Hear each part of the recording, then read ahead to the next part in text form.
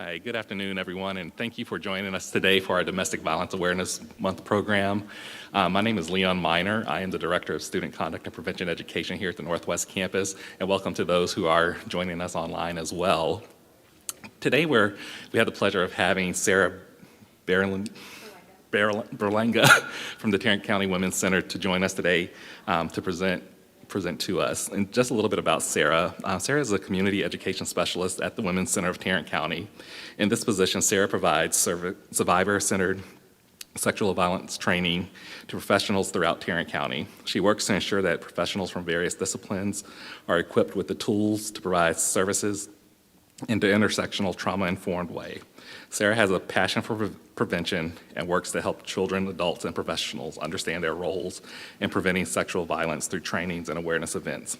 Sarah evaluates the effectiveness of the Women's Center's Sexual Abuse Risk Reduction Program, Play It Safe, and assists with research to establish Play It Safe as a nationally recognized evidence-based program. Sarah is a graduate of the University of Texas at Arlington and currently holds a bachelor's in social work, and she has been with the Women's Center since 2015. So please join me in welcoming Sarah to our program. Thank you. And Sarah? All right, thank you so much. Thank you, Leon. Thank y'all for inviting me this afternoon, or morning, afternoon-ish. So my name is Sarah Berlenga. I use she, her pronouns, and I am one of the community education specialists at the Women's Center of Tarrant County. And so I'll give you a little brief overview of our services. I also have one of my colleagues with me, Brenda Barajas-Koch. She's just waving at you back there. She's got some handouts with some of our services on them if you're interested in learning more about our services or would like to take some informational pamphlets or things like that. She'd be happy to hand those to you. So just so y'all are aware, we are grant funded at the Women's Center. So anything that you hear me express today, any recommendations or opinions or conclusions, those are the recommendations and opinions of me and the Women's Center, not necessarily of those people who give us money. So there's that. And so just a brief overview of our services before we get started. So our mission at the Women's Center is to inspire and empower women, men, and families to overcome violence, crisis, and poverty. So even though our name is the Women's Center, we do provide services to people of all genders. And we fulfill our mission through a few different departments. So we have an employment solutions department that helps people either find a job or find a better paying job. I'm not going to go too much into that program. I don't work for that department, so I might butcher it, but we do have some programs where people can get certified in different trades and find, some partnerships throughout Tarrant County to help them get a job or a better paying job. We also have a general counseling department that helps people with basic mental health counseling needs. So if somebody needs counseling for issues that are not related to victimization, right? So things like anxiety and depression and couples counseling, grief and loss, all of those types of things. That's the only service that we have at the Women's Center that people have to pay for, right? But it is on an income-based sliding scale. And our income scale, was set a long time ago, so it's pretty inexpensive. We do accept Medicaid and Medicare for those services, as well as insurance through the VA. General counseling also has a case manager who works at several of the local homeless shelters and works with families there. And then we also have a program for elderly individuals who are still living independently. So we have case managers who go out to their homes and help them battle social isolation and depression. And then the department that Brenda and I work for is the Rape Crisis and Victim Services Department. So we are the Rape Crisis Center for Tarrant County. And what that means is when somebody is sexually assaulted and they go to the hospital for a forensic exam, Texas law says that they have the right to have a community-based advocate present. So we are the agency in Tarrant County that provides those advocates. And so our advocates are there for emotional support. They're there to let that survivor know what their rights are as a victim of crime, as well as help them make informed choices, right? If they would like to file a police report or apply for crime victims compensation, those types of things. And then we also offer a continuum of services for survivors of any type of interpersonal violence. So not just sexual assault, but also any other type of interpersonal violence. So domestic violence, dating violence, stalking, those types of things. And some of those continuum of services that we offer are free counseling for not only the primary survivor, right, the person who experienced the crime, but also secondary survivors. So that can be somebody who's kind of supporting that survivor or maybe also being impacted by that crime. So maybe an intimate partner, a parent, right, child of the primary survivor, or maybe a witness to a violent crime. They're all going to get free counseling services as well.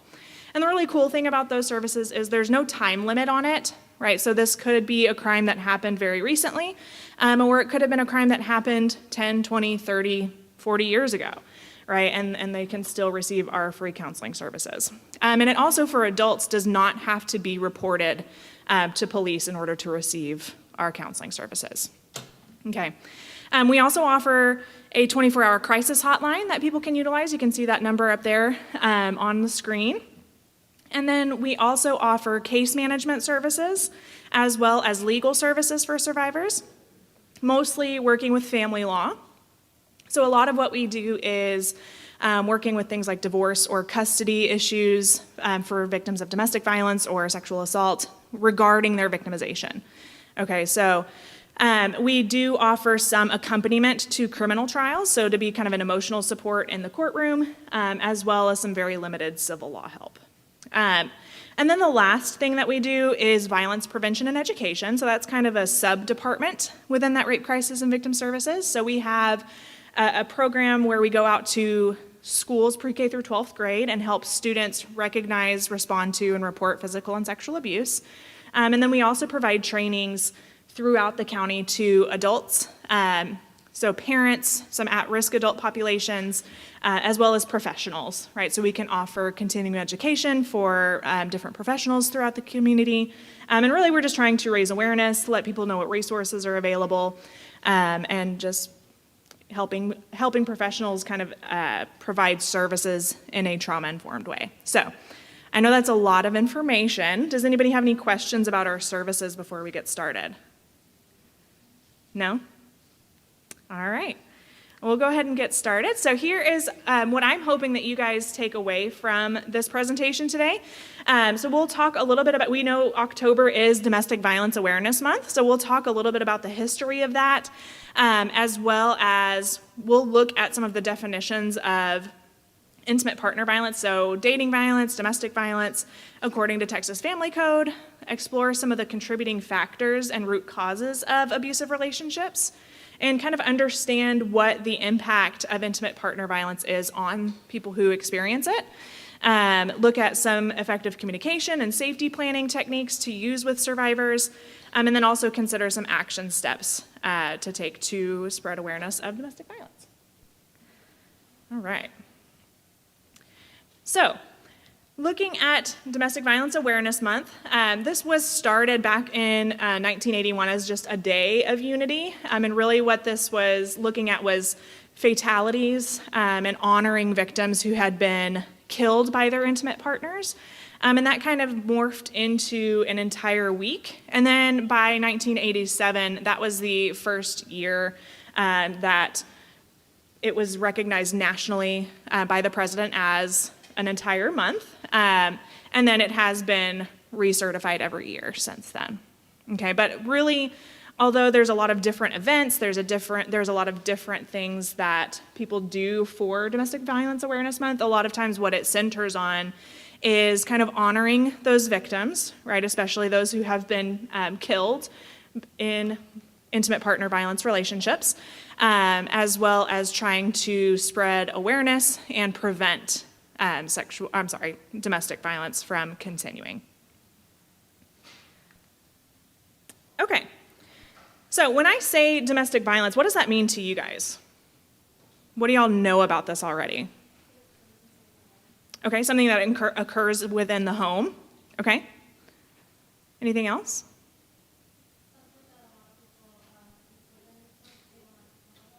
Okay, something that people don't like to talk about, they kind of keep it to themselves. Yeah, absolutely. Absolutely. Anything else? No? I'm sorry? Being physically hurt? Yeah. Okay. Yeah, maybe also mentally or emotionally harmed? Absolutely. Absolutely. So looking at Texas's definition of family violence, right, that's how it's classified in the penal code, is under family violence.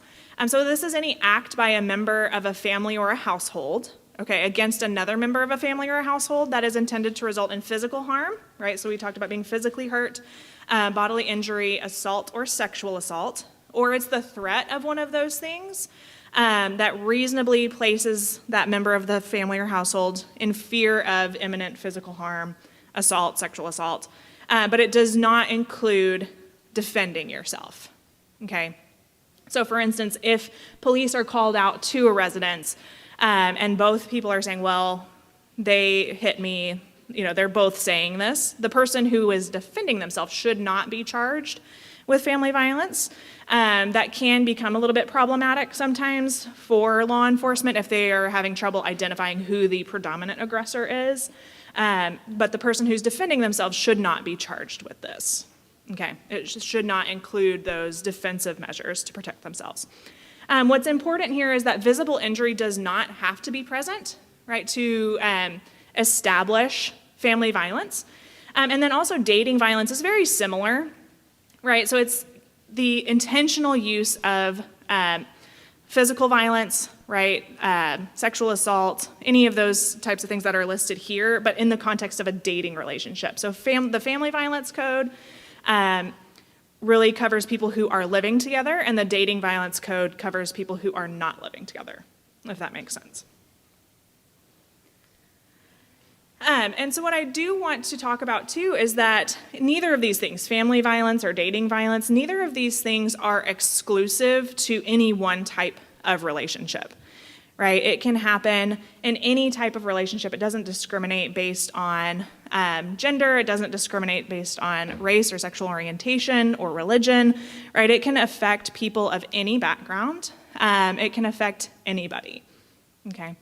And can happen in any type of relationship. So what I like to start to talk about is how do we start to recognize these things? How do we start to recognize abusive relationships? And I think that it really starts with recognizing what a healthy relationship is and then how it moves into unhealthy or abusive relationships. So, I do go out and I talk to teens, I talk to, maybe some more at-risk adult populations. And really what I like to ask them is like, what are some characteristics, if you had to think about your ideal relationship, right, the perfect relationship, even though there is no such thing, like what sort of characteristics are going to be present within that relationship? What are some things that y'all think about? Respect? Okay. What else? Individuality. Yeah, so maybe like a separate identity. Just because you're in a relationship doesn't mean you lose who you are. Okay, what else?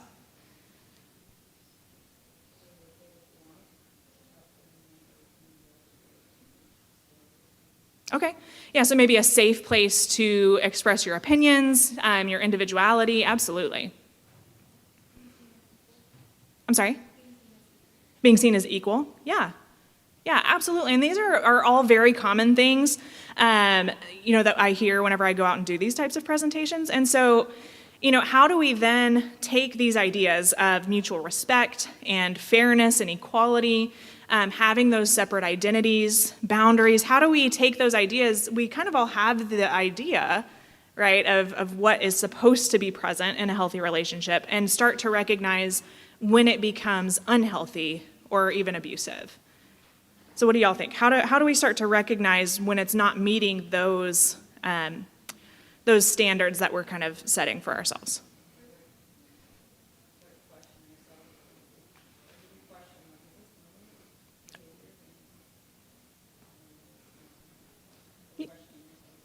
Okay.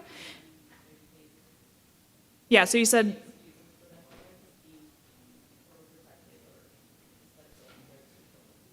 Mm-hmm. Yeah, so questioning yourself, I think that can go into when we're talking about abusers using emotional abuse or gaslighting, those types of things to make you question your reality, question, did this really happen the way that you think it happened?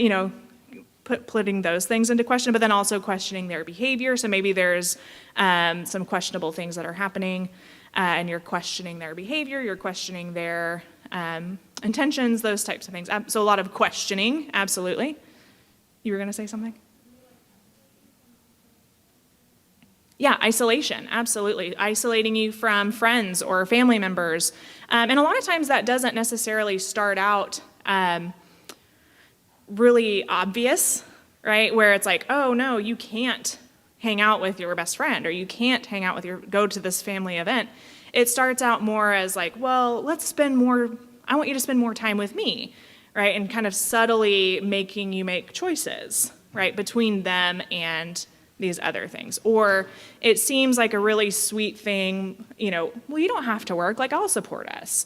When it's really kind of isolating that person from being able to get a job or being able to keep a job. Those types of things, absolutely. Anything else?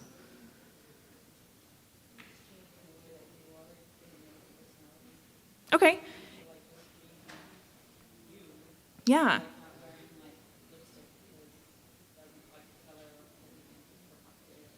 Sure.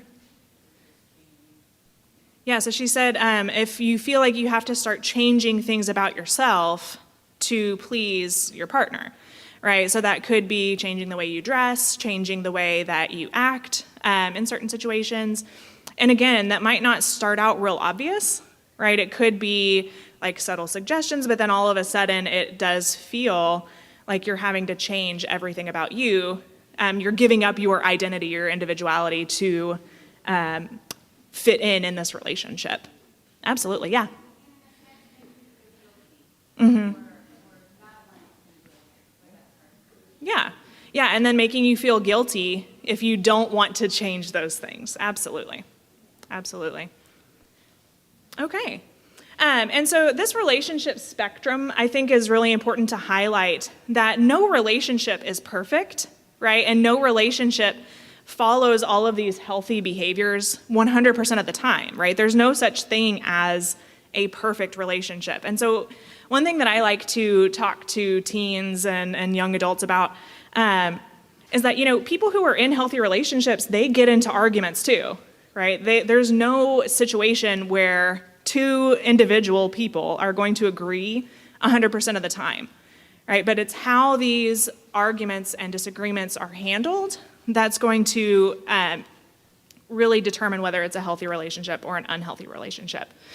And so I would definitely recommend this relationship spectrum comes from Love is Respect. And so if you're interested in learning more, there's some questionnaires on there. There's a really cool, there's some really cool interactive tools that you can use on loveisrespect.org. That's a really great resource if you're interested in learning some more about that.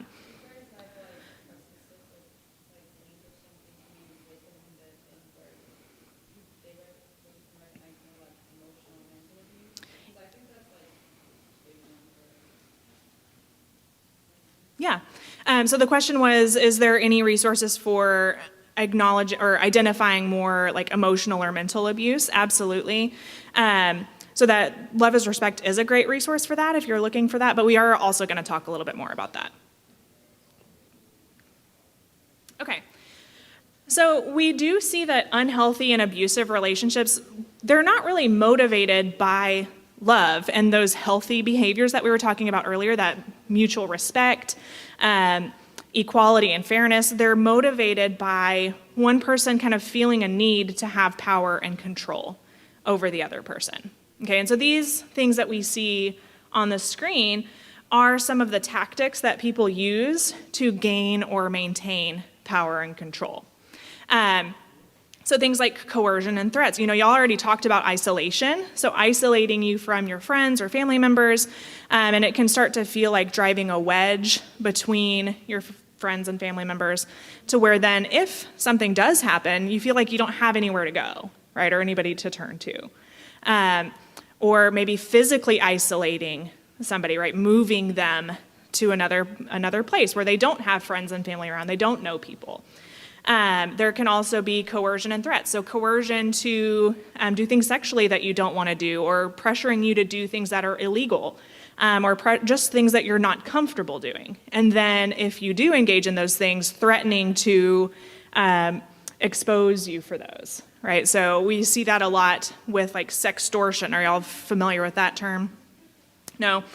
It's extortion with like sexual images or sexual material. So if two people are engaged in sending nudes or things like that, so maybe one person's not comfortable doing that, but then the receiver says, oh, well, since you did send it, if you don't comply with X, Y, Z, I'm going to expose those pictures that you sent. Okay. I'm sorry? Mm-hmm. Yeah, unfortunately, it is pretty common. We see intimidation, right? So using threats, gestures, right? Punching the wall, throwing things. So maybe not actually physically hurting the other person, but using gestures or sending the same type of message that, look what I could do to you, right? So we had a situation with a client where every morning when she would leave for work, her spouse would lay 3 bullets up on the mantle, right? And what that was communicating to her was that if she tried to leave, her spouse was going to use those 3 bullets to kill her and her 2 children, right? So it's not actually physically harming them, but using the same type of messaging or intimidation, okay? Economic abuse, right? So what do y'all think that means, economic abuse? Not allowing them to get a job. Controlling the finances. Yeah, absolutely. So even if they do have a job, one person is really in control of those finances, what they spend their money on. Maybe they don't have a joint account, right? One person's controlling where the money is being spent. Maybe they give them an allowance, okay?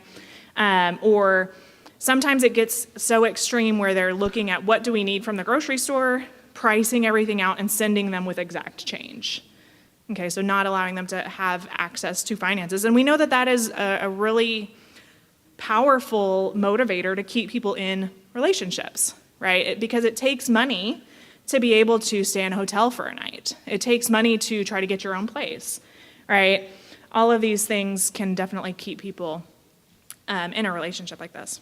Minimizing, denying, and blaming. So a lot of times that looks like the abuser maybe minimizing their behavior, or maybe even the victim minimizing the behavior of the abuser, right? Well, they didn't really mean it, or they didn't hit me, right? So it's minimizing a lot of this behavior, or straight up denying that it happened, right? Well, I didn't do that. I didn't say that. I didn't X, Y, Z.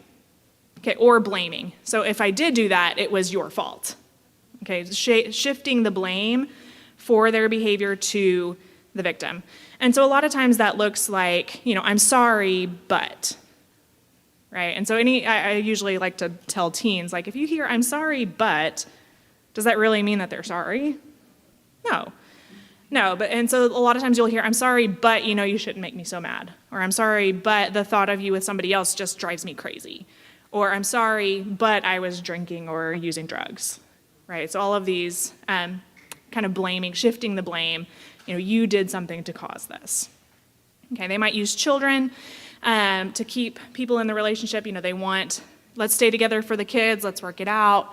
Or, if they know that maybe they're involved with child welfare services or getting some other sort of public benefits, they might use that as a way to gain or maintain control. Okay. All right. And so we do see, abuse looks a lot of different ways. A lot of times when we think about domestic violence, people automatically think of physical abuse, right? Because that's probably the easiest thing to recognize, right? Or maybe sexual abuse, or maybe verbal or emotional abuse, okay? But a lot of times we don't think about things like financial abuse, right, or economic abuse. which we talked about a little bit, or digital abuse, right? So insisting on things like password sharing, or we see a lot more nowadays of using like smart home technology to keep tabs on partners. So using Ring cameras or GPS trackers, placing spyware on mobile devices, right? Where then they can look at their partner's texts or listen in on phone calls, those types of things from their device, right? So we see a lot more of this, nowadays. But again, that can definitely be a type of abuse. And if they are insisting on password sharing or they're insisting on having access to those devices, right, for those reasons, because they want to keep tabs, they want to make sure, we hear that justification a lot of, well, I want to make sure that my partner's not cheating on me, right? So is that then really a relationship that's built on trust? No. And then we also see reproductive abuse.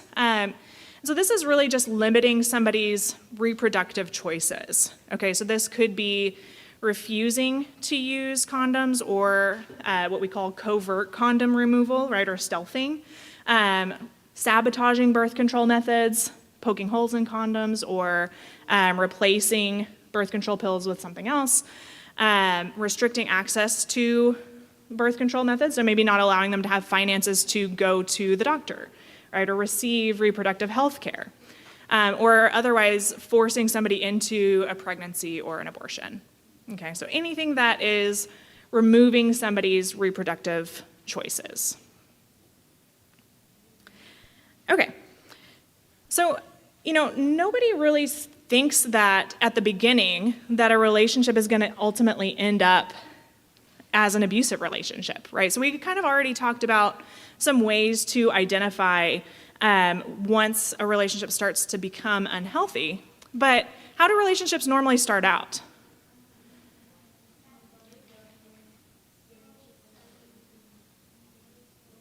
Yeah. Sunny and beautiful. Yeah. Yeah, it's like that's the time when you want to spend the most time with that other person. You're spending a lot of time with them, getting to know them. It's really romanticized, right? Everything seems really romantic and perfect. And that's the way it's supposed to be, right? You're getting to know that person, and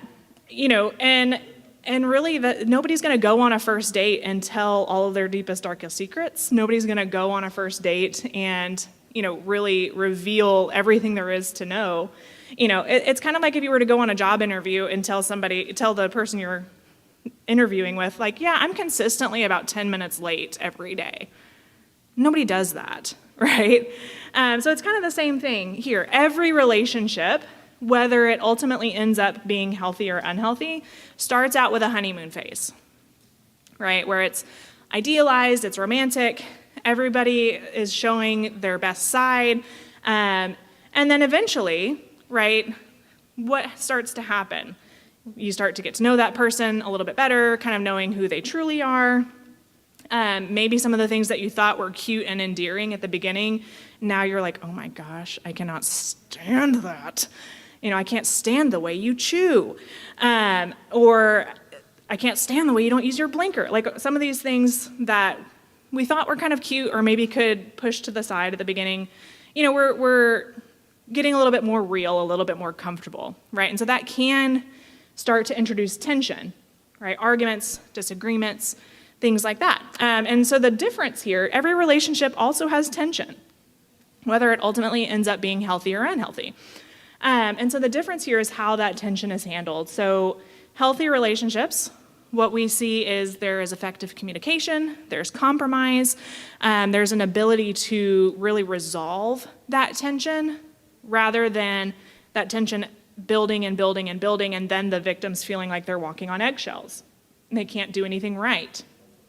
Some of those other things that we talked about already, the isolation and the humiliation starts to come in at that juncture.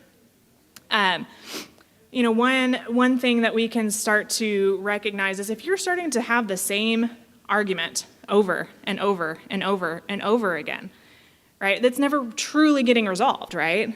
And so that can be a red flag of like, okay, there's not effective communication that's happening here. Maybe somebody's not willing to compromise in these situations. and start to kind of evaluate from there. If that tension continues to build and build and build and build, that can lead to an explosion, right, where the actual abuse is taking place. So physical or sexual abuse, financial abuse, I would say cheating happens in this phase. And after an explosion, it does move back into that honeymoon phase for a while. Things get good again for a while. And how does that happen? Yeah, they apologize. Yeah, promise to never do it again. Yeah, they make promises to change.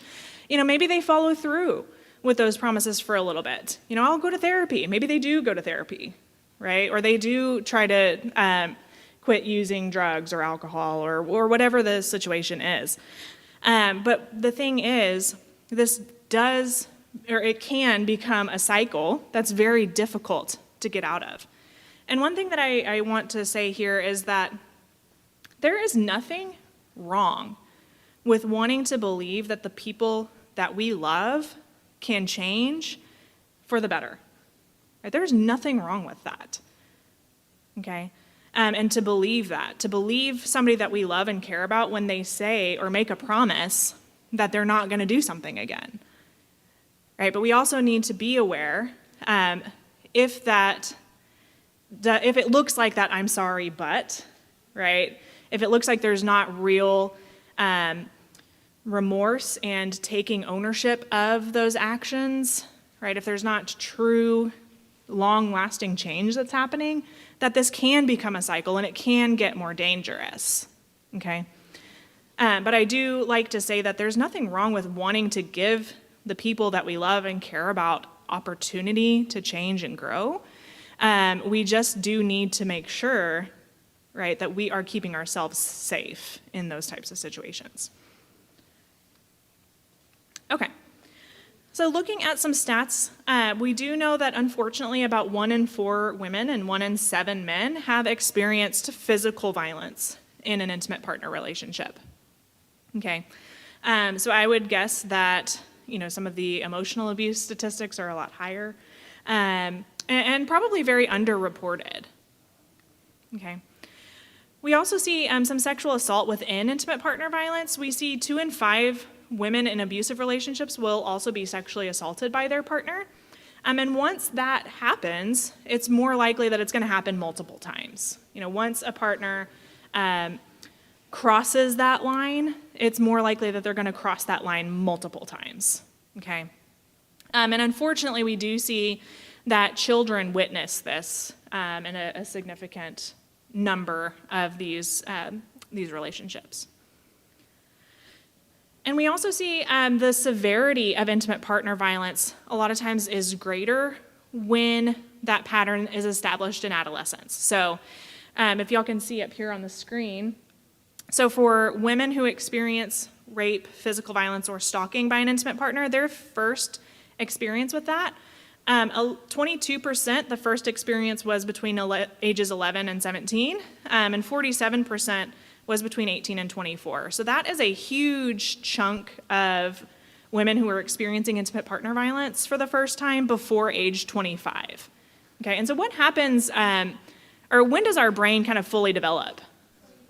Yeah, mid-20s, right? So when violence is happening during some of that critical brain development time, that's going to change the way that their brain is developing around safety, around what is normal in these relationships. And unfortunately, we looked at the cycle of violence within an individual relationship, but sometimes it can become a cycle of getting out of one violent relationship, moving into another violent relationship. And unfortunately, then the severity of violence tends to be greater if that's happening younger and younger. And we also see, this pretty similar statistics for men. So 15% experienced their first bout with intimate partner violence between 11 and 17 years old, and then 38% experienced it between 18 and 24. So I think this is why it's so important to talk to kids, talk to teenagers, right, about what do healthy relationships look like, right? Modeling that for them in schools, providing awareness. Texas does require schools to provide education for high schoolers about dating violence. It is just up to the schools how they decide to handle that. So I do think that that's great to have some education about this for students. And then unfortunately, we do see that victims who are both physically and sexually abused are more likely to be seriously injured or killed than victims who experience only one form of abuse, okay? And in 2020, that's the last year that data was available, we did see 228 victims who were killed by their intimate partners. Now that did represent a huge increase over 2019, which I do think unfortunately makes sense because of lockdowns and COVID. However, so you can kind of look at the breakdown here. We do see 67% of victims were killed with a firearm. Okay, so I do think that that's really significant. If there is domestic violence in a home, right, and police are called out to that home and there's firearms in that home, the chance of fatality in that relationship is drastically increased, okay? So just kind of something to keep in mind in these situations. And also, if you would like to, it can be really difficult to do this, but TCFV, the Texas Council on Family Violence, that's where these statistics come from, they also have the narratives, or the stories of each of these victims, if you would like to look into any of those. To just kind of honor some of those victims.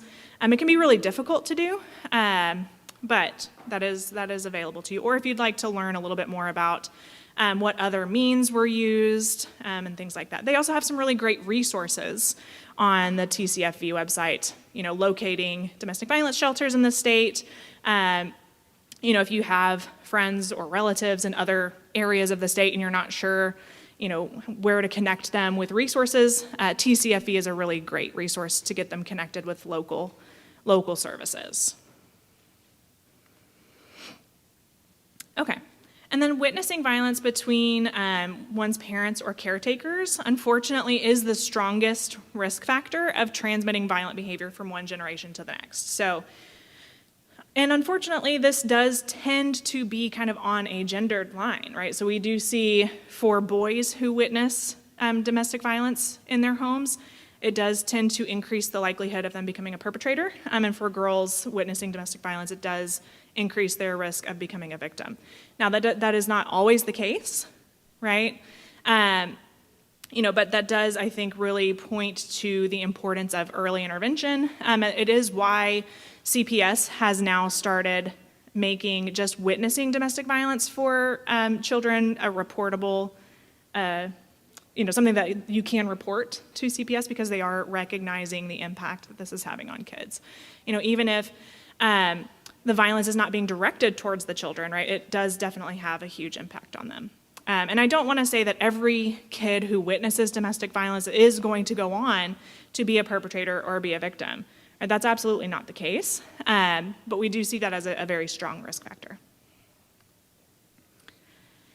Some of the effects that intimate partner violence can have are PTSD and ASD, so right, acute stress disorder.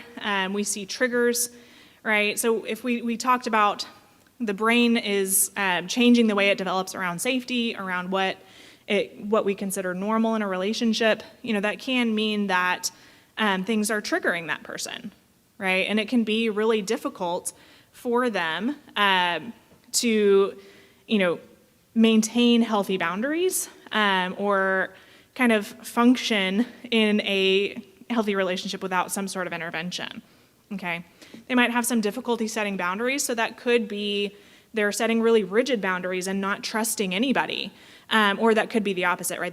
They have trouble setting boundaries. They're very loose with their boundaries. Avoidance, anger and aggression, flashbacks, hypervigilance. They might have difficulty sleeping. Probably the most common effects that we see with our clients are difficulty sleeping, eating issues, right? So overeating or undereating. And then we do see higher incidences of anxiety and depression. Okay, so I do bring up this question, why does somebody stay in a relationship like this? I don't like this question, but it is a question that I get asked a lot.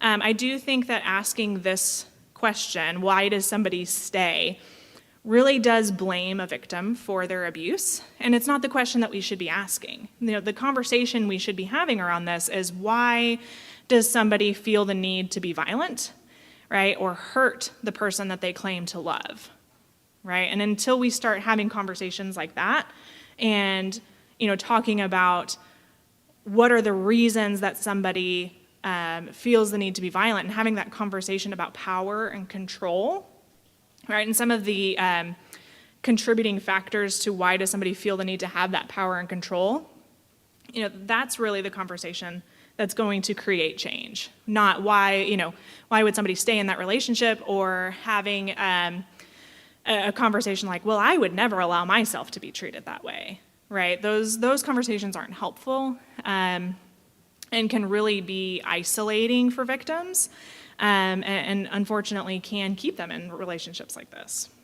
So I did put up some barriers to leaving and reasons for staying. We do see societal denial or minimizing by society. We can kind of see this with things like the NFL, having so much trouble, for several years of players being charged with domestic violence and still being allowed to play, or not being really held accountable for some of their actions, right? Lack of resources. So maybe the victim is being financially abused. They're not allowed to have a job. They're not allowed to keep a job. I realized I didn't talk about privilege earlier, but that's okay. So they might have a lack of resources, right? They might not have access to finances. They might not have access to, if we're talking about maybe in a situation where maybe it's an undocumented individual, maybe they don't have access to identification, they don't have access to the language, they might not have, maybe that abuser or perpetrator is the one who holds legal status for the family. Maybe in LGBTQ relationships, one person is out, the other person is not, and that person, can really hold some power over, well, I'll out you to your employer, I'll out you to your family, that will isolate you further, right? Some of these things. There's that hope for change, fear of escalated abuse. Unfortunately, we do know that the most dangerous time for victims is when they're trying to leave, okay? Because if we know that these relationships are about power and about control, if that abuser starts to feel like they're losing that power and control, they're going to escalate that abuse. That's a very valid fear, right? That is the most dangerous time. There might be religious reasons for staying, right? If they believe that they cannot get divorced, or maybe they're being counseled by, somebody in their religious community to stay in that relationship, or trying to get more help for the abuser, okay? Some conflicting emotions, right? There might be fear of what might happen if they decide to leave the relationship. We might have developed some coping skills around, I know what makes the abuser tick, I know what to avoid, what conversations to avoid, what things that I should say or do, but then there's that fear of the unknown of like, well, if I leave, I won't know where they are, I won't know, what to do, that kind of fear of the unknown. Believe that what's happening is normal. Okay, embarrassment. Nobody wants to consider themselves a victim, right? That's not something that people like to hold on to as part of their identity. And so a lot of times people will try to just kind of bear that and handle it themselves or within their support system. There might be some low self-esteem, pressure to stay, and we really can't forget love, right? There is genuine feelings of love for this person, right? They started out this relationship caring deeply about them. There probably still is love for this person. They just want the abuse to stop, right? What we can also see is that there can be multiple things that are true at one time. This could be the person that treats you the worst, but it could also be the person that treats you the best, right? And so we can't deny or invalidate any of these things. or any of these reasons for wanting to stay in a relationship, believing that things could potentially get better, okay? So I'm gonna show y'all a video. If y'all remember back in like 2014, it was Ray Rice, I believe, that was caught on video assaulting his then fiance in an elevator. And so there was all of these questions and backlash about, well, why would she stay with him? Why would she get married to him if there was all of this proof that he was abusing her? And so there was a kind of a movement on Twitter about like why I stayed. And so you'll hear some of the survivors talking about why they stayed in their relationships, and also see some of the tweets that were going around at that time. So it is a little bit older, but I think it's really powerful to hear some of the motivations from the survivors themselves.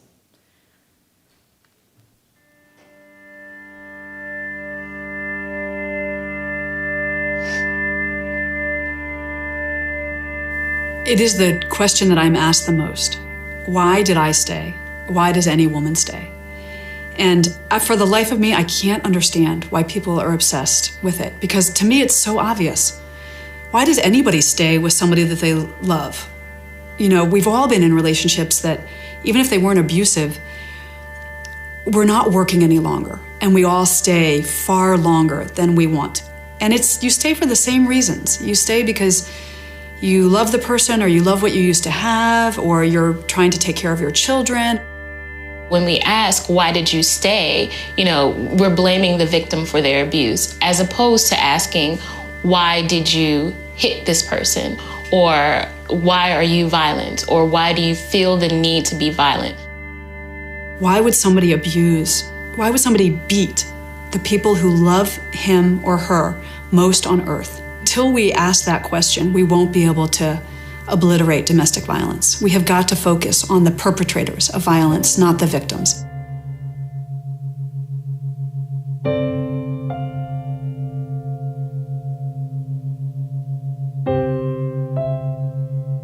It's cliche, but he really was Prince Charming. He was very kind and sweet and nice. I left what I was doing to come and be with him, and I was alone with him. I didn't have any friends or family in the area.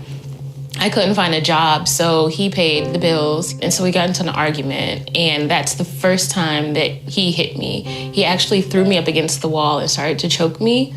And I didn't really understand what was happening, because he was not that person all this time. And so when he finally let me go, I thought it was something I did. I wasn't thinking to run.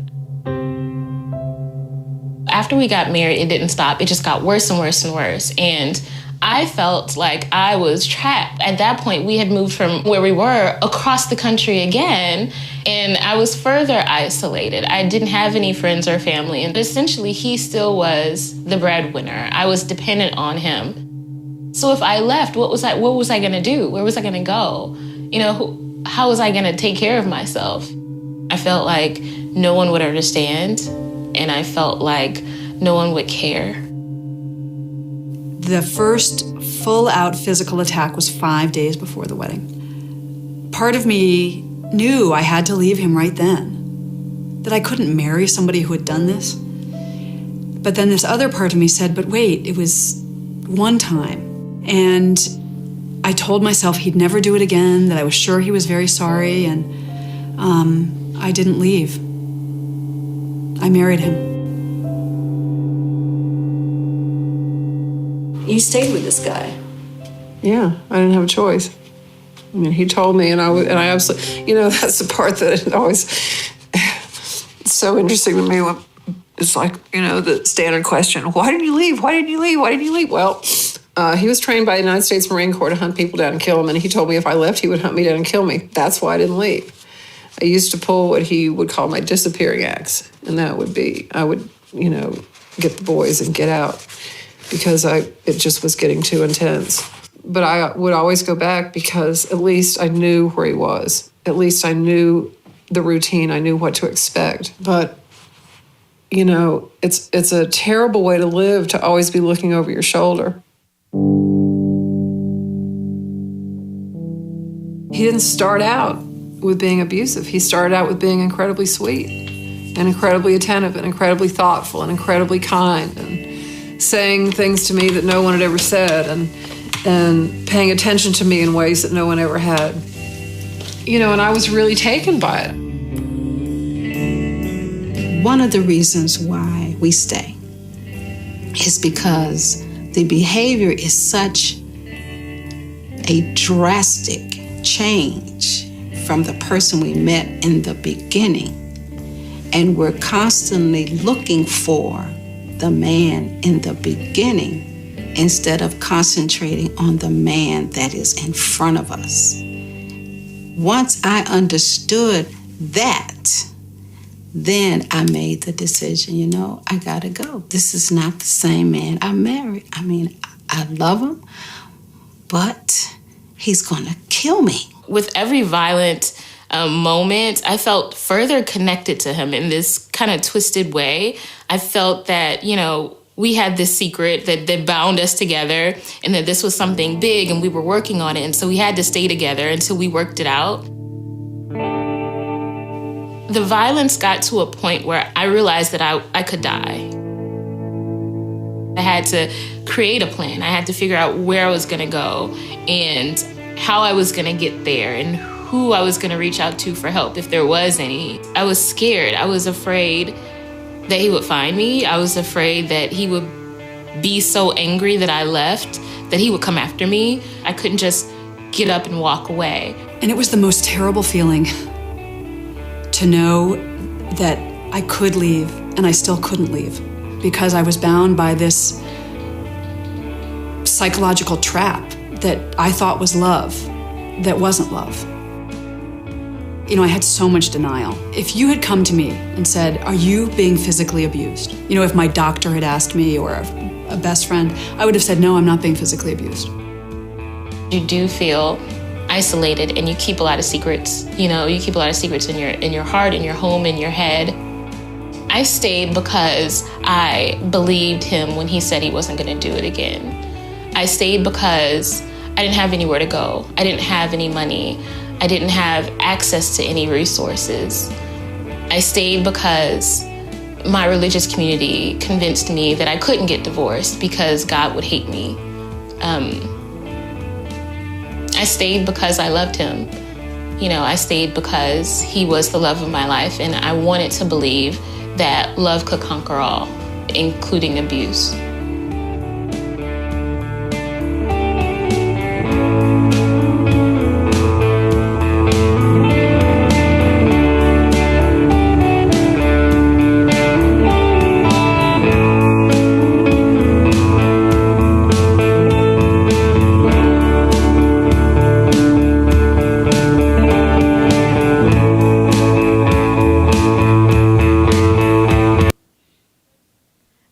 Okay.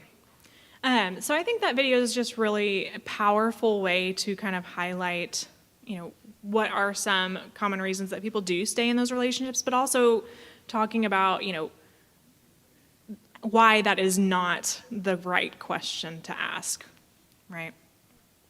So after seeing that, you know, I did want to talk a little bit about how can we help survivors. You know, if you happen to know somebody who is struggling or in a relationship like this, you know, what can you do to help? One of the first things that we can do is kind of recognize some of the red flags, right? So we've talked about some of these already: isolation from friends and family or other support systems, financial dependence on the abuser, injuries that are difficult to account for as accidental, right? Or maybe there are multiple injuries in like various stages of healing. You know, if we see that the partner has control over where the victim goes and what they do, maybe the partner is threatening to, or actually does, destroy property or abusing pets, you know, pressuring somebody to have sex or engage in other sexual activity that they're not comfortable with or when they don't want to. Okay, or threatening to harm or take the children away. So some things that you can do if somebody does disclose that they're in a violent relationship, you know, some things that you can do is let them know that they don't deserve any of that abuse, right? A lot of times survivors are putting a lot of blame on themselves, right? They might blame themselves for staying in a relationship or minimize some of the behavior or, blame themselves for it, but let them know that they did not deserve any of that abuse. None of the abuse is their fault, and that they deserve to be in a relationship that is healthy and makes them feel valued, right, and cared for. And one thing to do is to talk about the behaviors and not the abuser. Okay, you shouldn't say things like, well, your partner is just such a jerk, you really need to leave that person. That's really not helpful, and a lot of times that does kind of what we saw in the video, because the abuser's on the other side saying, well, nobody's going to understand, right? Nobody's going to understand our relationship. They're not going to support us. They're not going to support you. And so that will kind of validate what that abuser is telling them, right? And saying that nobody really does understand. I don't have anybody that I can really talk to about this. So what we should talk about is behaviors that we're observing, right? Or helping the victim understand or think about the way that those behaviors are affecting them, right? So asking questions about, well, how does it make you feel when your partner texts you every 30 minutes while you're out with your friends? Or how does it make you feel when you have to check in with them constantly or send pictures to prove that you are where you say you are? What do you think about, do you think that's normal, or do you think does that make you feel safe? Are you feeling safe at home? Asking questions like that rather than talking about the abuser, right? That can start to help that survivor make their own choice about when they're ready to leave, okay? And we want to try to avoid ultimatums or pressure or force. Okay, so saying things like, well, I can't be your friend anymore if you're going to stay in this relationship, right? You do have the right to set boundaries if it is becoming an unsafe situation for you. But being able to maybe say things like, I will support you when you're ready to leave. You can always call me, but I can't do X, Y, and Z for you. Making sure to set boundaries, but letting them know that you are still available to be that support or that friend when they are ready, okay?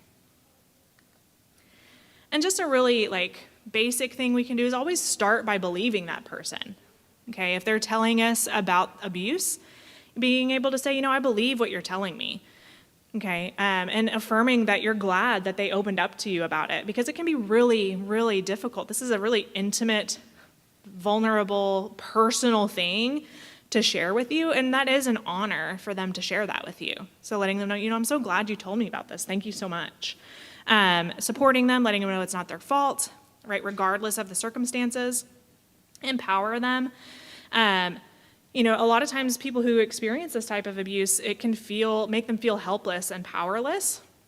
And so by affirming them, we are empowering them and trying to empower them. If you know some resources, that can kind of empower them to make the next steps, okay? And making referrals.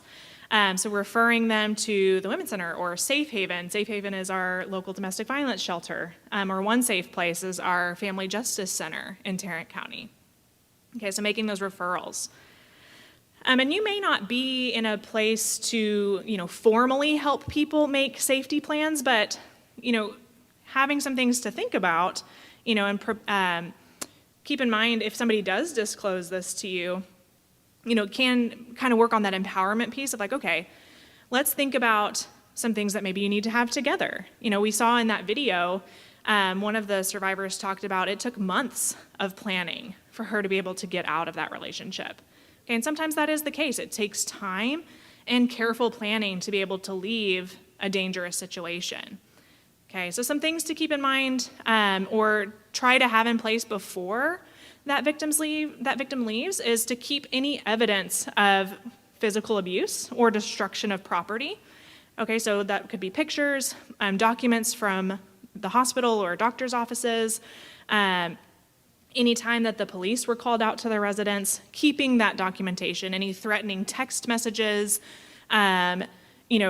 direct messages on social media, any of those types of things. A lot of times survivors might want to delete those things. They might want to, pretend it, not pretend it didn't happen, but kind of get rid of evidence, or the abuser might want them to get rid of evidence, right? But trying to talk to them about keeping those things, okay, keeping documentation, pictures and documents. Okay, if they have children, right, planning with the children, just like they would have maybe a fire safety drill, identifying a safe place for children to go in the case of an emergency. Maybe that's a room with a lock or running to a neighbor's house. And then also talking to them about what their role is in this situation. Their role is not to protect the parent, right? The role of the children is to stay safe, okay? If possible, acquiring an education, job skills, or a job if possible, right? That's not always possible before leaving a situation of domestic violence, but if so, that can be really helpful. But we also will see sometimes abusers trying to sabotage the efforts of the victim to get a job or better themselves, learn English, those types of things. You know, unfortunately, like I said, we do have an employment solutions department, and so we cross-refer people in our rape crisis victim services and employment a lot. And so we had a survivor who was working both in our rape crisis victim services department as well as employment, and she had an interview lined up with a company that she would be able to support herself. It was going to be a really good job. And the night before the interview, her partner kept her up all night with arguments. And when she woke up the next morning, every single article of clothing that she owned was destroyed. Okay, everything except what she went to bed in the night before. Okay, so you might see some of that efforts to sabotage some of those efforts to get a job or keep a job. Maybe they're harassing the survivor at work. Okay. There also needs to be identifying safe places to go in an emergency. Where are they going to go? Are they going to go to a family member's house, a friend's house? Are they going to go to a shelter, a hotel? Right? How are they going to, if they are going to a hotel, how are they going to pay for that? And then maybe asking friends or family to hold on to money or try to set aside money for when they do leave. And just remember that the most vulnerable time in these relationships or dangerous time is when they're trying to leave. Okay, so making sure that we're really focusing on safety. And then this also kind of needs to be prepared in advance, so having kind of a go bag, right? Kind of like you would maybe have a go bag for going to the hospital when you have a baby, but something that has important items in it that you can just grab and go in an emergency situation, that has identifying documents, some of these things on this list. If it's not possible to have all of these things, there are resources, Safe Haven, One Safe Place, the Women's Center, lots of other legal services that can help survivors get these documents that they need. Things like driver's licenses, birth certificates for them and their kids, replacement Social Security cards, all of those things, but thinking about other things like medications, thinking about personal items of value that maybe aren't able to be replaced, and asking friends or family to hold on to those or placing them in safe places, okay? And also remembering that a police escort or standby can be requested, but this definitely needs to be just a short term. They're not going to stay there and wait for the survivor to move all of their stuff out. This is just, they're going to call and make sure that the survivor gets out of the house safely, okay? And then after they leave, some things to consider if the survivor is the one who stayed in the home, maybe changing locks on the doors, changing alarm codes, changing their phone number, maybe requesting an unlisted phone number, installing some security systems or cameras if they're able to do that. And there are resources to help with the financial aspect of that as well. Maybe consider changing the children's schools, right? And this is all going to depend kind of on custody and things like that too. But they can change their routes to work in school, give copies of any protective or restraining orders to your job, to your school, to the kids' schools, right? And then also, if this is something that is affecting you on campus, right, talking to your Title IX office, right, giving them copies of any restraining or protective orders. And there's all sorts of resources that the Title IX and other departments on campus can help with as well.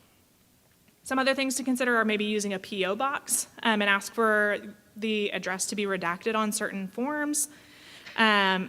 Calling law enforcement if the offender violates any restraining or protective orders. And so one thing to kind of know the difference here is a restraining order is civil, right? That's not something that law enforcement can actually enforce. It's easier to get a restraining order, but that can only be enforced in civil court. A protective order, law enforcement can enforce that. It's a little bit more difficult to get, right? But what I often hear our attorney kind of recommending for clients who maybe don't qualify for a protective order yet is if the offender is showing up at work, at school, multiple times, right, unannounced, is to call the police and ask for a criminal trespass warning, right? A lot of times if this is happening at work, a lot of places of employment will do that because they really do take like workplace violence very seriously. And then if they're caught on the premises again, they can be charged with criminal trespassing and arrested. Okay. Changing any appointments that the offender might know about would be important as well. Okay. So looking at maybe how can we get involved kind of in the social movement or action to prevent or end domestic violence. So we do see some things that can create social change are awareness. So having awareness events like this, and then also some action steps. So hopefully I'll be able to leave y'all with some ideas of action steps. And so really what we're asking community members is to kind of take ownership over the process of ending gender-based violence. So rather than being reactive and waiting for things to happen, what we're trying to do is prevent domestic violence from occurring in the first place, right, through that conscious effort to raise awareness. So what are some things that y'all think you can do, maybe one thing that you can do to try to address domestic violence or prevent it from happening?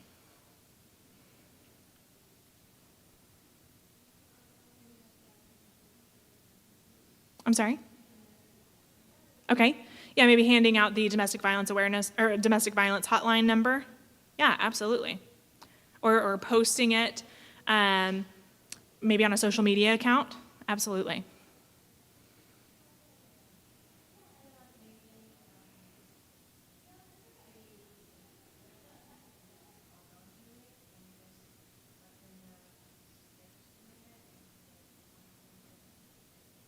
Okay, maybe creating like a support group or something like that. Okay. See something, say something. Okay, see something, say something, absolutely. Here's some other examples of things that we can do. So maybe talking to, some of these you might look at and think, well, what does that have to do with domestic violence, right? But I think absolutely, if we are talking to our loved ones about violence and oppression, and what some of these root causes of domestic violence are, real social change kind of happens at the dinner table, right? And addressing why, certain, maybe sexist jokes or things like that aren't appropriate and can ultimately lead to a culture that's accepting of this kind of violence, okay? Creating a culture of consent in our home or speaking out when we notice microaggressions, okay? We can write to our legislators or our local media outlets, right? Learning about, what are your local domestic violence programs needs, policies. Can I volunteer? Can I donate items, right? One of the ones that I always like is to think about, how many people do you think have to leave their pets after leaving a domestic violence situation, and what happens to their pets? A lot of shelters aren't going to take them. So you can learn, there are programs out there where you can foster pets of domestic violence survivors, right? So all sorts of little things that we can do, right, to help react to and prevent domestic violence. Okay, so here are some local and state and national resources. So in Tarrant County, we do have the Women's Center. We have Safe Haven, again, which is our domestic violence shelter, and One Safe Place, which is our Family Justice Center. We have our Texas Association Against Sexual Assault and Texas Council on Family Violence that can pair people in other areas outside of Tarrant County with resources that they might need. And then also the National Domestic Violence Hotline. If you have any people outside of Texas that might need to be paired with services. Okay, so if y'all could please take a minute, you can just scan this QR code and take an evaluation for me. That would be wonderful.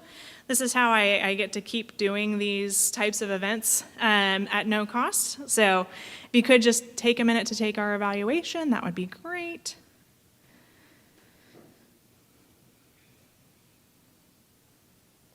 And those of you who are joining us online, you can do that as well.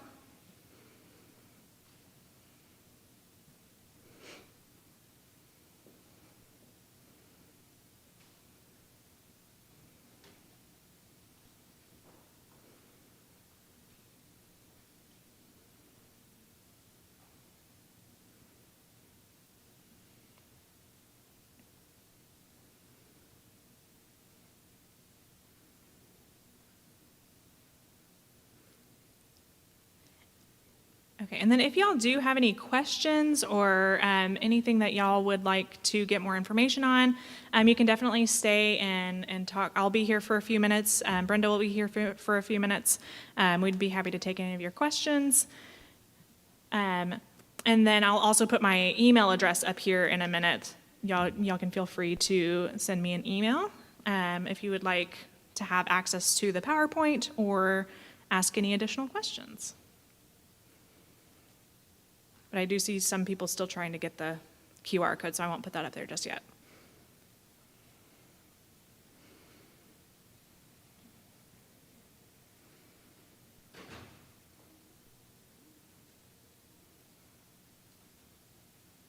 Okay.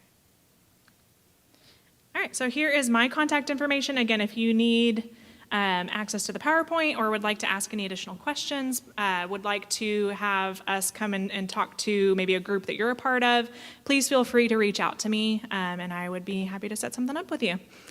Thank you all so much for coming, and thank you for having us.